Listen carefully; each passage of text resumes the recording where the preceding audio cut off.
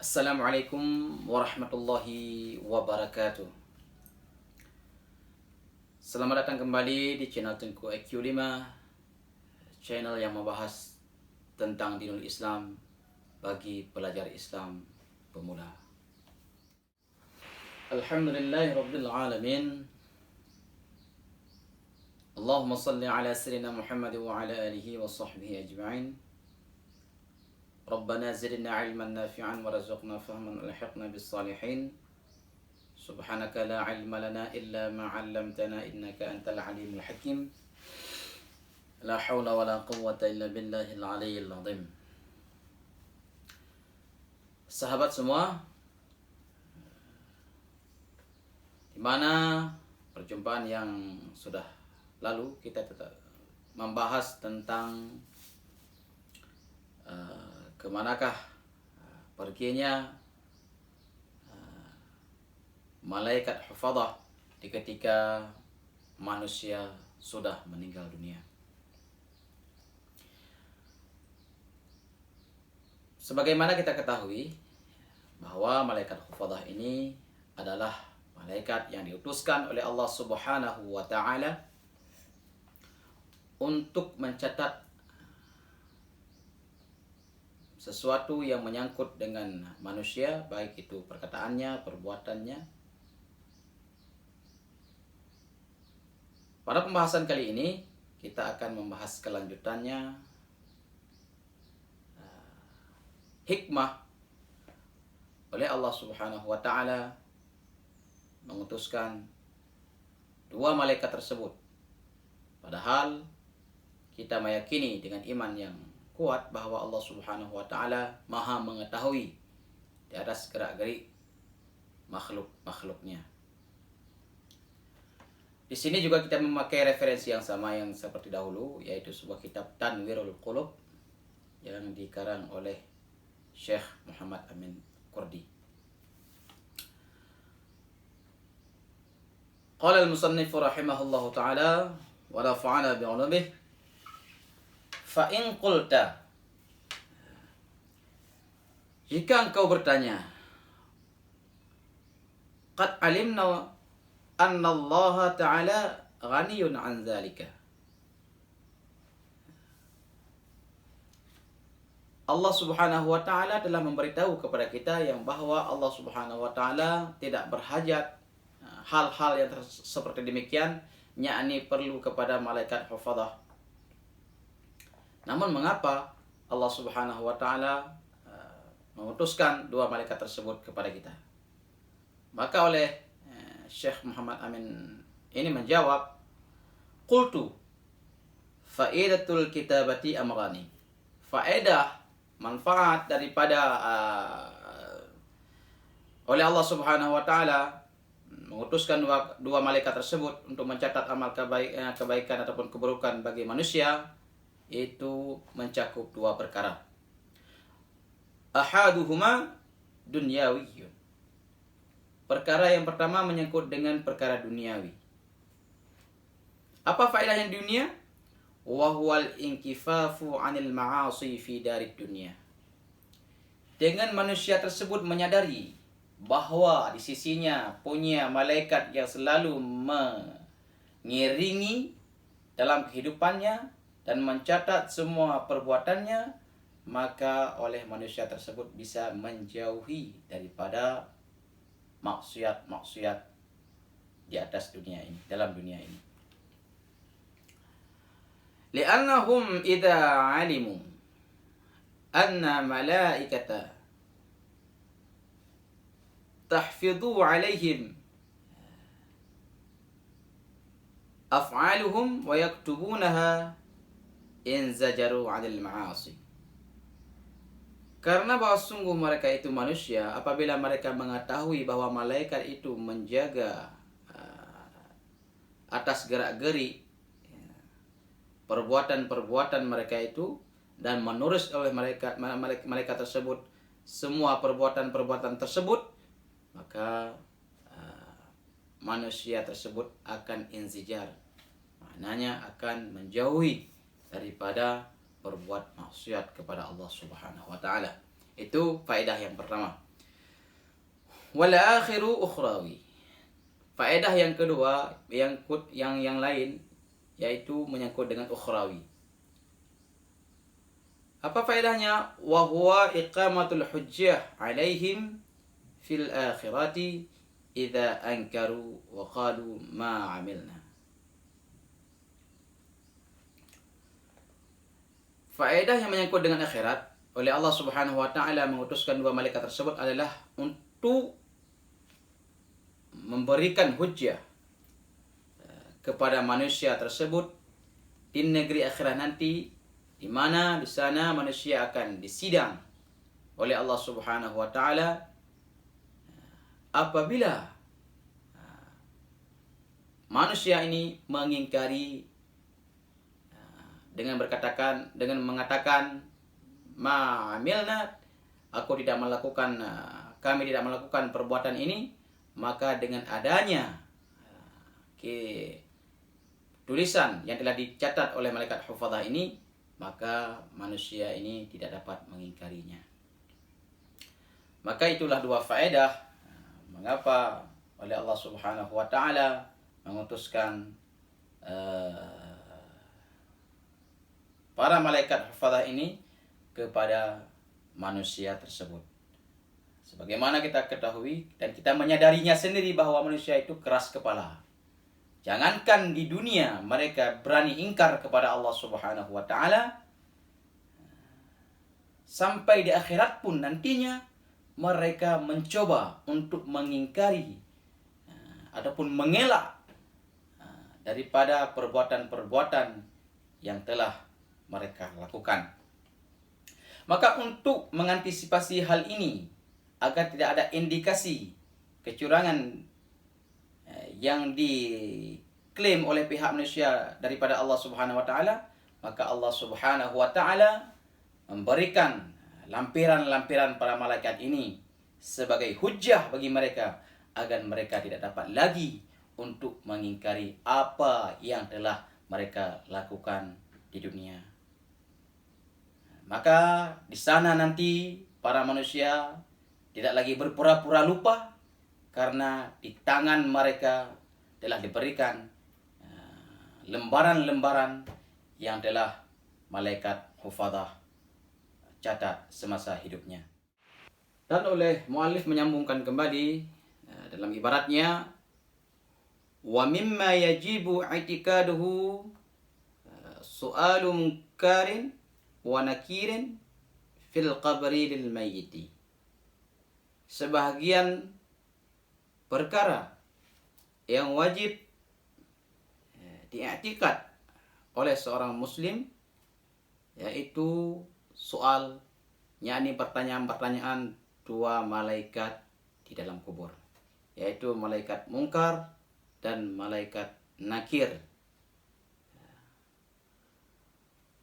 Kapan hal tersebut terjadi? Wadzalika ba'da tamamid dafni wa 'indal insirafin nasi yu'idullahu ta'ala ruha ilal maiti jami'ihi. Hal tersebut terjadi di ketika setelah selesai proses pemakaman dan di ketika manusia tersebut kembali dan meninggalkan kuburan tersebut. Pada saat itu oleh Allah Subhanahu wa taala mengembalikan kembali ruh si mayat ini ke semuanya. Yakni bukan sebahagian-sebahagian tubuh saja. Asumsi hujjah sebagaimana yang dikatakan oleh Imam Jalaluddin As-Suyuti, kama qala Jalaluddin As-Suyuti, sebagaimana barang yang telah dikatakan oleh Imam Jalaluddin As-Suyuti, wa kulluhu yahyan ladal jumhur la juz'uhu li zahiril ma'thuri. Beliau mengatakan yang bahwa manusia tersebut di dalam kubur hidup sepenuhnya, bukan sebahagiannya saja. Yani bukan sebahagian tubuh manusia saja yang dihidupkan oleh Allah Subhanahu wa taala. Karena hal demikian dipahami oleh beliau pada nas-nas yang telah beliau temukan. wa yaruddullahu ta'ala ilaihi min hawasihi wa aqlihi wa ilmihi ma yaqduru bihi ala fahmil khitabi wa raddil jawabi hina yas'alani. Dan Allah Subhanahu wa taala mengembalikan kepada si mayat tersebut daripada perasaan-perasaannya, hawasnya, dan akalnya dan ilmunya, sekedar mereka mampu untuk memahami pertanyaan para malaikat dan sekedar mampu untuk menjawab pertanyaan-pertanyaan daripada kedua malaikat tersebut. Maka di sini kaum muslimin, teman-teman sekalian, jelaslah bahwa di kubur itu manusia itu hidup dengan sepenuhnya. Diberikan oleh Allah Subhanahu wa taala kepada mereka akal dan ilmunya, agar tidak, sebagaimana kita katakan tadi, agar tidak ada indikasi adanya kecurangan yang timbul daripada pihak Allah Subhanahu wa taala ketika Allah Subhanahu wa taala mengutuskan malaikat untuk menaikkan sesuatu, namun oleh Allah Subhanahu wa taala tidak memberikan alat bagi si mayat tersebut untuk menjawab. Teman-teman, sahabat Tengku IQ5 yang dirahmati oleh Allah Subhanahu wa taala. Maka sebagaimana kita ketahui bersama ya, bahwa di dunia ini bukanlah satu bahasa saja. Ada berbagai macam bahasa yang Allah Subhanahu wa taala ciptakan bagi setiap suku ataupun bangsa. Maka bagaimana malaikat ini menanyakan perihal-perihal tentang pertanyaan tersebut? Apakah mereka memakai bahasa Arab ataupun memakai bahasa-bahasa yang lain? Maka oleh beliau melanjutkan pembahasannya, wa yas'alani kulla maitin bi lughatihi 'ala sahih. Maka oleh malaikat menanyakan kepada si mayat dengan bahasanya, dengan bahasa si mayat maksudnya, yakni bukan memakai bahasa Arab menanyakan perkara kepada orang yang berbahasa Inggris, tidak.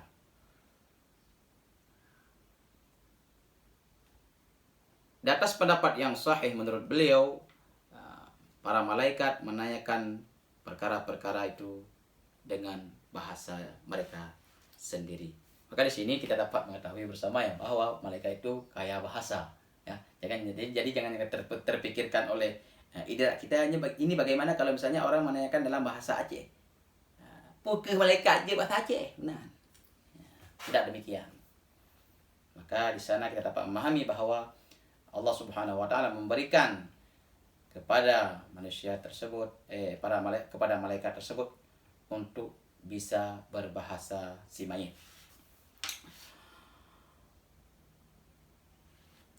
Di sini tentu saja manusia itu mati dalam hal keadaan wajar ataupun tidak wajar menurut kita. Ada manusia yang mati, yang meninggal dunia dicabik-cabik. Ada yang tubuhnya dimakan oleh manusia, oleh binatang-binatang buas. Maknanya ada manusia yang meninggalnya dengan anggota tubuhnya tidak utuh. Bagaimana oleh para malaikat ini menanyakan kepada tubuh-tubuh tersebut?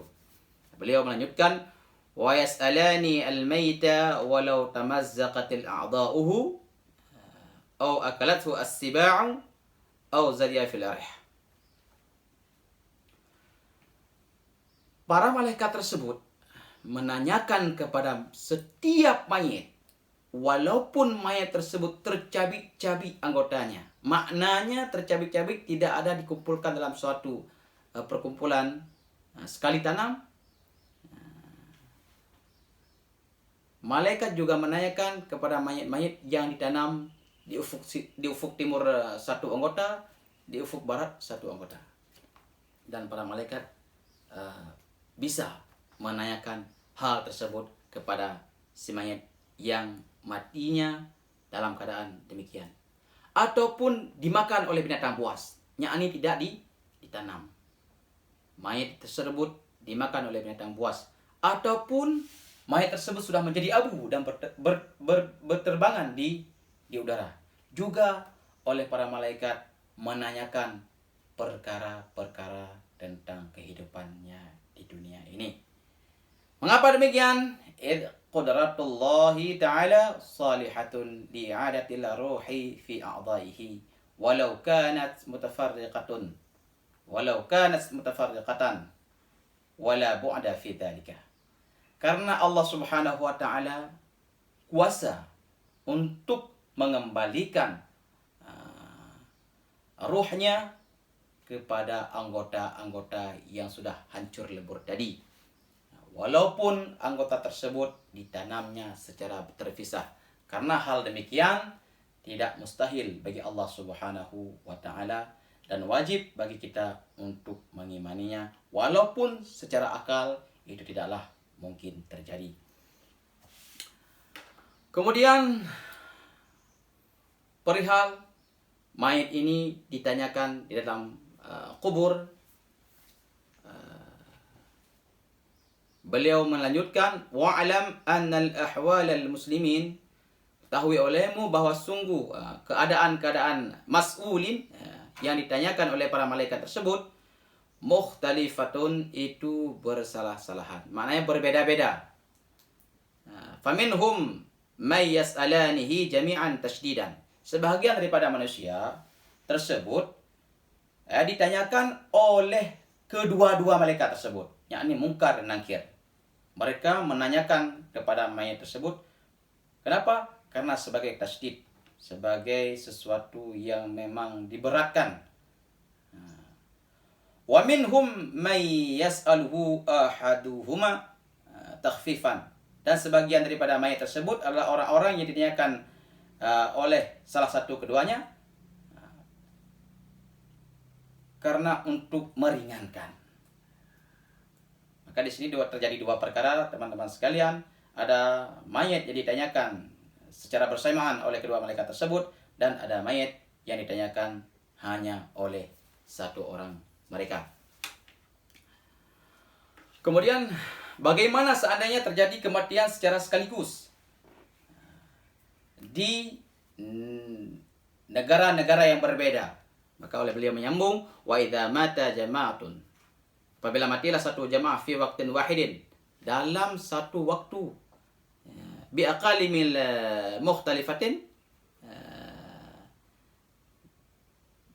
jaza anna Allah yu'azzimu jasmihima wa yukhatibanihima mukhatabatan wahidatan.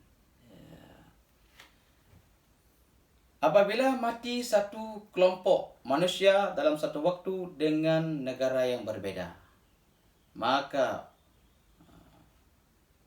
kuasa oleh Allah Subhanahu wa taala untuk membesarkan tubuh kedua malaikat tersebut, dan mereka menanyakan kepada setiap mereka yang mati dalam waktu yang sama. Teman-teman sekalian, maka begitulah hal-hal yang terjadi di alam gaib yang memang menurut akal kita itu tidak dapat dijangkau. Namun kita sebagai muslim mempunyai satu alat lagi untuk meyakini, yakni iman. Meskipun antara iman dan akal itu agak bertolak belakang, yang namun kita mesti wajib meyakininya dengan i'tikad yang jazim. Teman-teman, sahabat Tengku IQ 5, apa? Lagi-lagi kita membahas apa hikmahnya oleh Allah Subhanahu wa taala menanyakan hal tersebut di dalam kubur yang diperankan oleh dua malaikat Munkar dan Nakir ini. Beliau melanjutkan, wal hikmatul su'ali idharullahi subhanahu wa ta'ala ma katamahu al-ibadu fid dunya min imanin aw kufrin aw ta'atin aw ma'siyatin. Hikmah oleh Allah Subhanahu wa taala menanyakan kepada semayat di dalam kuburnya adalah untuk mendahirkan, untuk mempublikasikan oleh Allah Subhanahu wa taala barang sesuatu perkara-perkara yang disembunyikan oleh manusia semasa hidupnya daripada iman, ataupun kufur, ataupun taat, ataupun maksiat. Maka dengan adanya pertanyaan-pertanyaan demikian daripada para malaikat ini, semua kenyataan akan terkuak di sana tanpa oleh manusia itu bisa mengelaknya lagi. Teman-teman, sahabat yang dirahmati oleh Allah Subhanahu wa taala, demikianlah peranan daripada dua malaikat Munkar dan Nakir ini yang selalu menanyakan manusia di dalam kuburnya, walaupun tidak semua manusia ditanyakan oleh malaikat ini. Demikianlah pada perjumpaan kita pada waktu yang mulia ini. Bagi teman-teman yang merasa memang channel ini bermanfaat, mohon dukungannya dengan cara di subscribe, like, comment, and share. Salam Tinku EQ5.